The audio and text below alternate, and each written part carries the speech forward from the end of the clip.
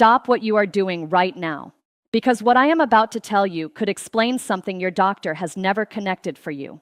My own mother came to me 3 years ago. She was 68 years old, retired from 22 years at the post office. Healthy woman, no medications, no major diagnoses, and yet every single afternoon she was crashing. Hands so cold she kept her gloves inside the house, dragging herself through basic tasks that used to feel effortless. She had seen 2 doctors. Both told her the same thing. It is just aging. Drink more water. She was drinking more water. 8 glasses a day.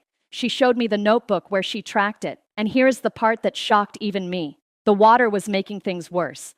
I know what you are thinking right now. That cannot be happening to me. But before you change the channel, let me explain why this is so important. Because what I discovered in my mother's case is something that Johns Hopkins University researchers confirmed just recently, and it affects close to 78% of adults over the age of 50. 78%. That is not a rare edge case. That is most of us. My name is Dr. James Reed. I have spent over 20 years in internal medicine and vascular health. And the single most important thing I have learned in those 2 decades is this. After 50, your body does not process water the same way it did at 30. The rules have changed, and nobody updated the advice. Plain water, 8 glasses a day. You have heard this. Physicians have been repeating it for generations. But that guidance was written before researchers understood what actually happens to vascular biology as the body ages, before they understood nitric oxide decline, before they understood how blood viscosity shifts in the senior circulatory system, before they understood why plain water can actually reduce functional blood flow in older adults, even while hydration volumes look normal on paper. Your doctor is not wrong to tell you to drink water. The system is wrong for not updating the guidance. There is a difference, and that difference is everything. In the next 30 minutes, I am going to walk you through 5 specific changes to how you consume water. Not what you eat, not supplements, not prescriptions, just water consumed differently. These changes have measurable effects on blood viscosity, nitric oxide production, and peripheral circulation within 30 minutes of application in multiple clinical studies. I ranked them from least to most powerful. And the number 1 method at the end of this video, the one almost nobody does correctly, takes less than 90 seconds and produces effects that rival short-term pharmaceutical vasodilators in controlled testing. Stay with me through all 5. Because they build on each other, and because I want to tell you what happened to my mother at the end. But first, I need you to understand why plain water fails the aging circulatory system, because once you understand the mechanism, everything that follows will make perfect sense. If you are over 50 and you are dealing with cold hands or feet, afternoon fatigue, leg heaviness, brain fog, or dizziness when you stand up, type yes in the comments right now. I want to know how many of you recognize what I am describing. Because you are not imagining it, and you are not just aging. Something specific is happening inside your vessels. Let me show you what it is. Here is the truth about your blood after 50. Picture this clearly because the image matters. Think of your bloodstream like a river system. Running along the banks of that river is a very thin living layer called the endothelium. This layer produces a molecule called nitric oxide.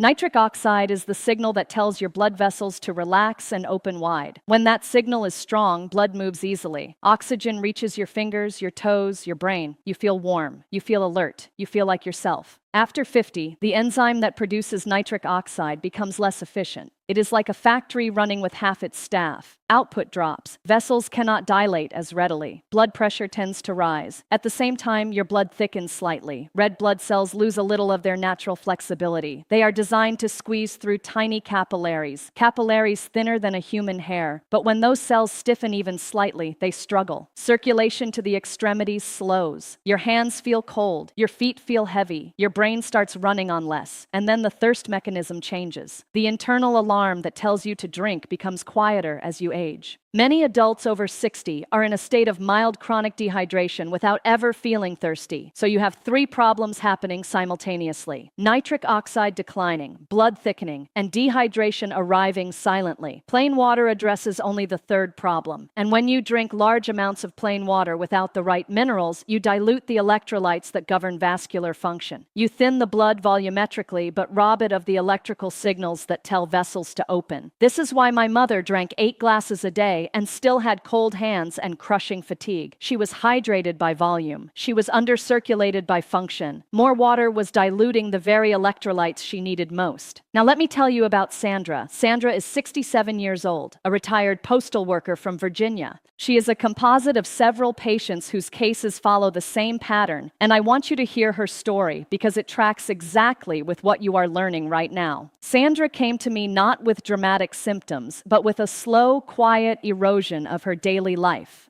She had stopped walking the 2 blocks to her mailbox in the evening because her legs felt leaden by afternoon. She had stopped finishing books she loved because the brain fog made rereading paragraphs necessary. She had assumed this was normal aging. Her primary care doctor had run standard blood work. Everything came back normal. She was 67 years old and she believed the best was behind her. But here is what most people do not know. Standard blood work does not test for functional vascular responsiveness. It does not measure peripheral blood flow efficiency. A patient can have perfect cholesterol, perfect glucose, normal blood pressure, and still have profoundly compromised circulation because the endothelial signaling system is misfiring.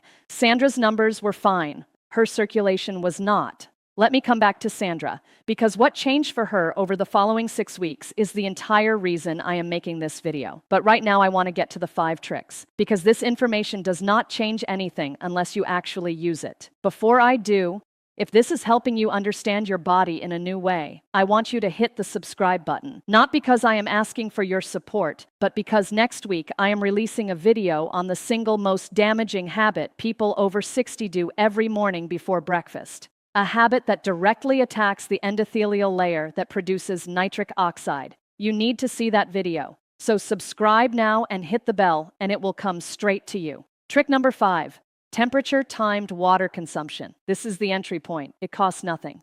It changes nothing about how much water you drink. It only changes when and how. Here is what most people get wrong. They drink cold water throughout the day. They grab it from the refrigerator. They fill a bottle with ice. It feels refreshing, but for your aging vascular system, cold water triggers a mild constriction response in the gastrointestinal lining. Blood vessels briefly contract. Absorption slows. And for a circulatory system already working hard to push thickened blood through vessels that struggle to dilate, this is an additional burden. Room temperature water, around 68 to 72 degrees Fahrenheit, absorbs measurably faster. The vascular response is smoother. There is no constriction spike. But the timing component is just as important. And this is the piece almost nobody talks about. Research on pre-activity hydration in older adults found something remarkable. Drinking 250 to 300 milliliters of room temperature water exactly 15 minutes before physical movement, even light walking around the house, produced significantly better improvements in peripheral blood flow compared to drinking the same amount immediately before activity or during it, 15 minutes. That specific window allows plasma volume to expand before the cardiovascular system begins working. The heart pumps more efficiently. The vessels dilate more readily. Oxygen delivery to the extremities improves measurably. The practical change is this: room temperature water throughout the day, no ice, no refrigerator, and 1 glass, about 10 ounces, exactly 15 minutes before any planned movement. Even a short walk to the kitchen counts. This one change is free and takes no preparation. It is the foundation everything else builds on. But if you think that is powerful, wait until you hear trick number 4. Because this one targets the root mechanism, the nitric oxide failure, and it is the one that most resembles targeted vascular medicine. Trick number 4, mineral-enhanced water.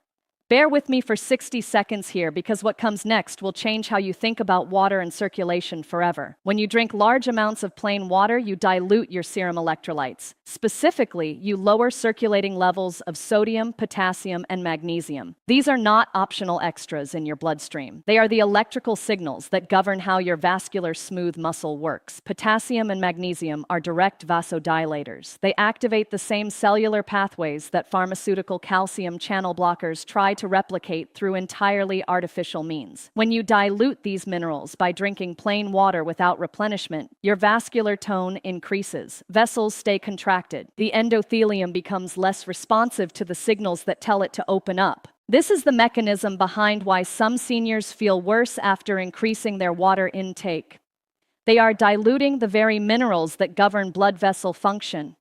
A single small pinch of high-quality sea salt per liter of water.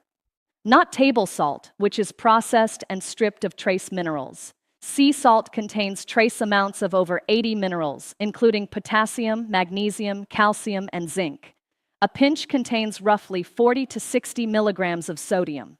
Negligible for most people, but the trace mineral profile is meaningful for vascular function. Alternatively, add a thin slice of fresh lemon to each liter, or dissolve 2 ounces of pure coconut water into your daily water for natural potassium. Now here is what I need to be crystal clear about. If you are currently on blood pressure medication, diuretics, or any medication for heart failure, please speak with your doctor before adding sea salt or electrolytes to your routine. In those specific contexts, electrolyte changes can interact with your medication in meaningful ways. Your doctor needs to know you are doing this. This is not optional guidance. Please bring this to your next appointment. For most healthy adults over 50 with no kidney disease or heart failure, this change is safe, and the research supports it clearly. A study published in the Journal of Applied Physiology found that electrolyte-enhanced water produced significantly better improvements in vascular conductance and exercise blood flow in older adults compared to plain water over just a 2-week period. Vascular conductance, that means blood moving more freely through the system, more oxygen reaching the places that need it, the vessels responded more readily, peripheral circulation improved. The difference was not in how much water people drank, it was in what the water contained. Now let me check back in with Sandra. When I first reviewed her hydration habits in detail, I identified the problem within a few minutes. 8 glasses of plain water every day, all of it cold, consumed without regard for timing or mineral content. Her electrolytes were being diluted twice daily, once in the morning, once after dinner, so in direct correlation with the times she felt worst. I asked her to make 2 changes immediately. Room temperature water only, a pinch of sea salt per liter. She looked at me like I was joking. She said, and I remember this clearly, "My doctor told me to watch my salt." I explained the difference. Trace minerals in sea salt are not the cardiovascular risk associated with processed sodium in high-sodium food products. This was a tiny amount, less sodium than a slice of bread, but with trace mineral content her vessels were starving for. She agreed to try it, just those 2 changes, for 2 weeks. Week 1, she noticed nothing dramatic. She felt slightly less foggy in the mornings, but chalked it up to coincidence. That is normal. That is exactly what I tell patients to expect. The first week is adjustment. The vessels are learning to respond again. By week 2, her hands were warmer. She mentioned it almost as an afterthought in a message. Her afternoon crash was less severe. She had walked to the mailbox 2 evenings in a row without thinking about it. But the real transformation was coming. And the best part is still coming. Stay with me. Trick number 3. Hibiscus-infused water. Hibiscus tea is one of the most extensively researched natural vasodilators in published clinical literature, and almost nobody drinks it for circulation. They have no idea they are holding something that directly stimulates nitric oxide production in endothelial cells. Plain water does not stimulate nitric oxide. Mineral water moves closer. Hibiscus water directly activates the pathway that aging has suppressed. Its active compounds, anthocyanins and hibiscus acid, trigger nitric oxide release from endothelial cells in ways that mirror pharmaceutical vasodilators. A randomized controlled trial in the Journal of Nutrition found 3 cups of hibiscus daily reduced systolic blood pressure by an average of 7 millimeters of mercury over 8 weeks. The confirmed mechanism was endothelial nitric oxide stimulation. And a separate study found acute improvements in peripheral blood flow within 30 minutes of a single serving. 30 minutes, not weeks.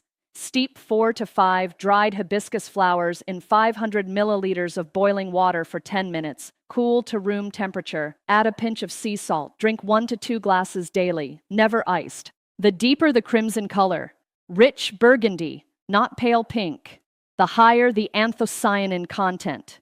Dried hibiscus flowers cost a few dollars per bag at any health food store. Now, if you are on blood pressure medication, hear this clearly. Hibiscus produces clinically meaningful pressure reductions. Combined with medication, it could push your numbers too low. Start with 1 cup instead of 2. Monitor for dizziness or lightheadedness. If either appears, stop and call your doctor. And please discuss with your physician before beginning daily hibiscus if you are already treating hypertension. If you are still with me, I want you to take a second and think about what you have already learned. You now understand that plain water can functionally undercirculate you even while hydrating you by volume. You understand the electrolyte mechanism. You understand the nitric oxide pathway and how hibiscus targets it. Most people watching health videos stop here. They get the information. They mean to do something with it, and then life happens and nothing changes. So before I give you the 2 most powerful tricks on this list, I want you to pause for just a second. If this video is opening your eyes to something real, tap the like button right now, not for me. Because when you do that, the algorithm shows this to someone else out there who has been dealing with cold hands and afternoon fatigue for years and has been told it is just aging. Your tap could reach that person. It takes 1 second. Now, trick number 2. Morning warm water with lemon and ginger within 10 minutes of waking. This is the second most powerful trick on this list because of when it is used. And timing, as you are learning, is everything in senior vascular biology. Here is what most people do not understand about morning physiology. The 60 to 90 minutes after waking are your cardiovascular system's most vulnerable window of the day. Cortisol surges to help you wake up.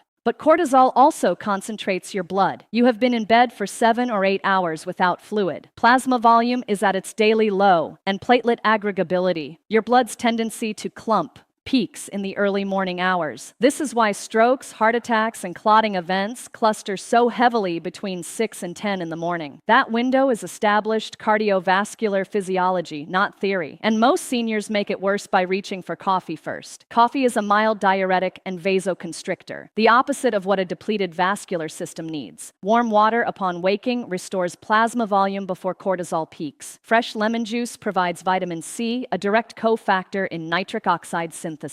After a night of fasting, your circulating vitamin C is at its daily low. The lemon replenishes it immediately, giving your endothelium raw material to begin nitric oxide production as your day starts. And then there is ginger, gingerols and shogalls. The active compounds in ginger have documented antiplatelet activity. Research published in Thrombosis Research found ginger consumption significantly reduced platelet aggregation, the morning clumping behavior that drives stroke and clot risk. The effect was measurable within 90 minutes.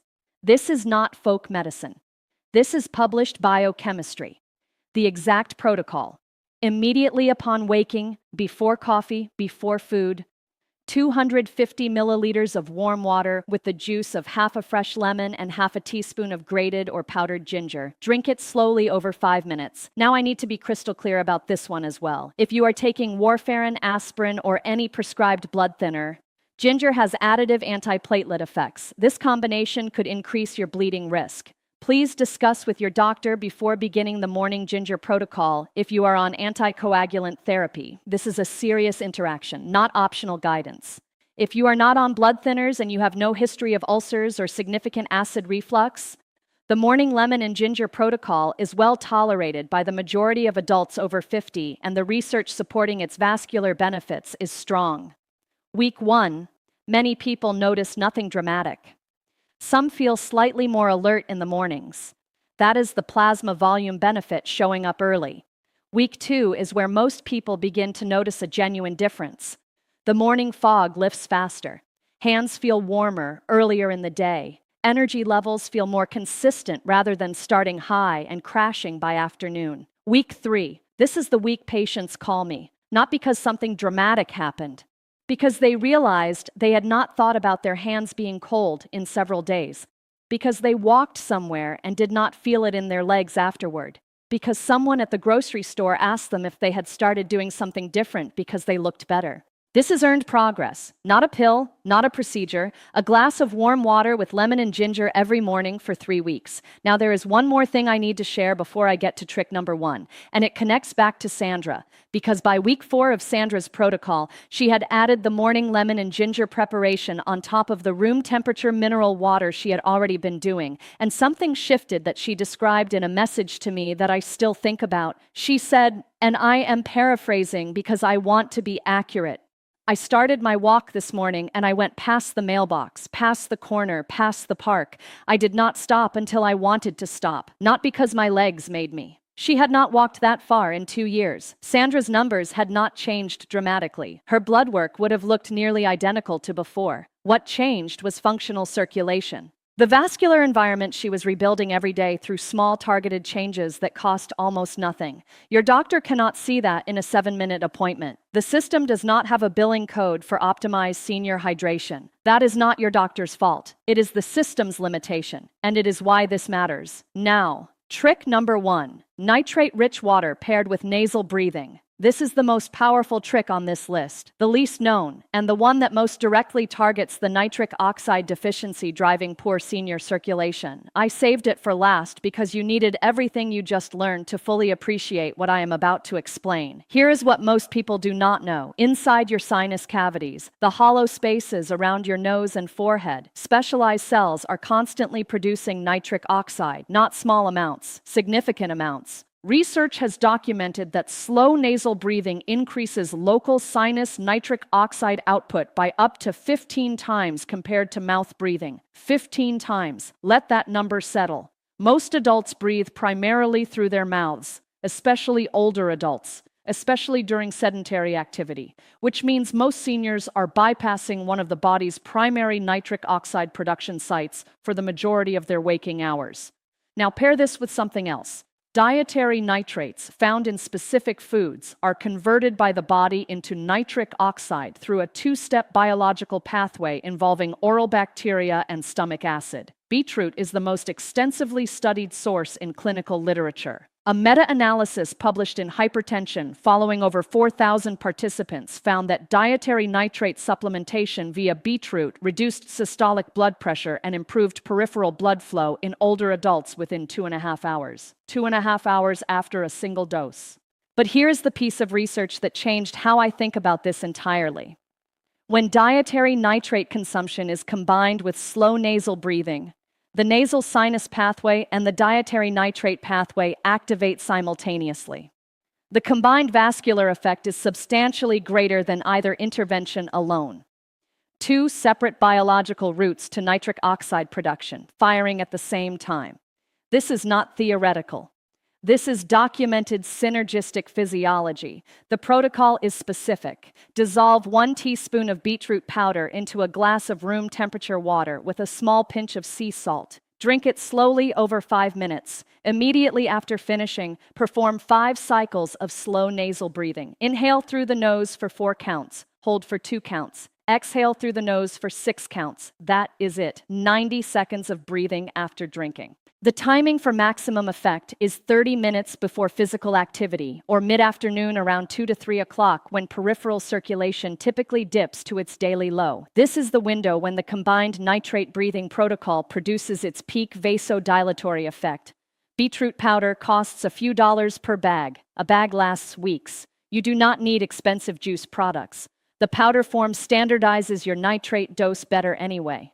Now, before you go out and buy beetroot powder, I need to tell you who should be careful with this one. If you are on blood pressure medication, beetroot has genuine blood pressure lowering effects and may push your numbers lower than intended. Start with half a teaspoon instead of a full teaspoon and monitor your blood pressure for the first 2 weeks. If you are on blood thinners, be aware that beetroot has mild antiplatelet properties. If you have a history of kidney stones, particularly oxalate stones, beetroot is high in oxalates, and you should discuss this with your doctor before beginning. And if you experience significant dizziness or lightheadedness after starting this protocol, stop and check your blood pressure. Your levels may have dropped below your target range in combination with your medication. With those caveats clearly stated, for healthy adults over 50 with no kidney stone history and no blood pressure medication, the research on beetroot and nitric oxide is some of the strongest in functional vascular science. And the breathing component costs absolutely nothing. But here is what I need to be honest with you about. Let me be honest about what to expect. Week 1. Beetroot changes the color of your urine temporarily. It is harmless. It is called beaturia. But if nobody warned you, it is startling. That surprise sends most people straight to the medicine cabinet instead of the kitchen. Now you know. Push through it. Week 2. The visual change stabilizes and the vascular effects begin appearing. More warmth in the extremities, better endurance during movement, mental clarity improving in that afternoon window. Week 3. This is when patients contact me, not because something dramatic happened, because they realized they had gone several days without thinking about being cold, because they walked farther than intended and only noticed afterward. Week 4 and beyond, the layering effect takes over. Each of these 5 tricks targets a different part of the same failing system. Room temperature timing, mineral replenishment, nitric oxide stimulation via hibiscus, morning antiplatelet action via ginger, dietary nitrate plus nasal breathing. When you stack them, the results compound in a way no single change can replicate. And this is where Sandra's story ends. Or really, where it begins. 6 weeks after that first appointment, after the room temperature mineral water, the morning lemon and ginger, the hibiscus water 3 times a week, and the beetroot breathing protocol on her afternoon walk days. Sandra came back. I did not run special tests. I asked her questions. Because the tests I had run before were all normal. The change that mattered was not on paper. She told me the cold hands were gone. Not improved. Gone. The afternoon crash she had been planning her life around had stopped happening. She had read for 4 consecutive hours 2 days earlier, something she had not been able to do in years because of brain fog. And she had signed up for a volunteer shift at her local library, something she had stopped doing because she never knew how she would feel by 2 in the afternoon. She said something that I keep coming back to. I thought my body was failing me. Turns out I was just giving it the wrong instructions.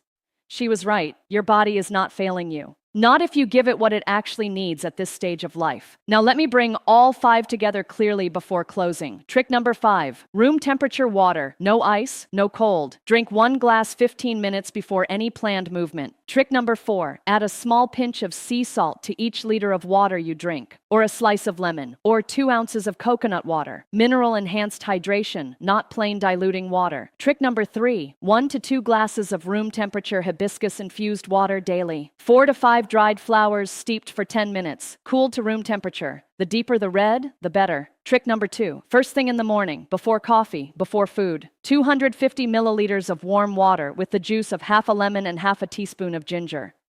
Slowly. 5 minutes. And trick number 1, 1 teaspoon of beetroot powder in room temperature mineral water.